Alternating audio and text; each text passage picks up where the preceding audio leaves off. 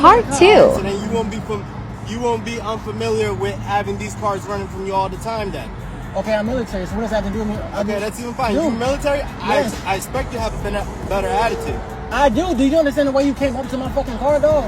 You literally turn off the car and give me the keys. That's okay, but you didn't say, you know what I'm pulling you over? There's no need for you to go back and forth. Dude, there's no reason for you to ask like just I'm ask this assuming shit. these are 5%. Please.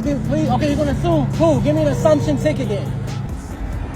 Consider yourself warned. Next time, I suggest you unbrack that mount and uninstall it completely. It's completely illegal. Well, are you still active? And what branch are you in? Army. Army. Okay. Do you still report to somebody?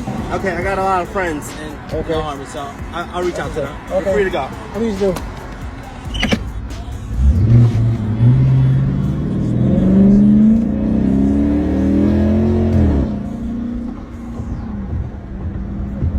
Reach out to your fucking friends. Like, what the fuck are they gonna do to me? I got this dude who's in the Army, da-da-da-da-da-da.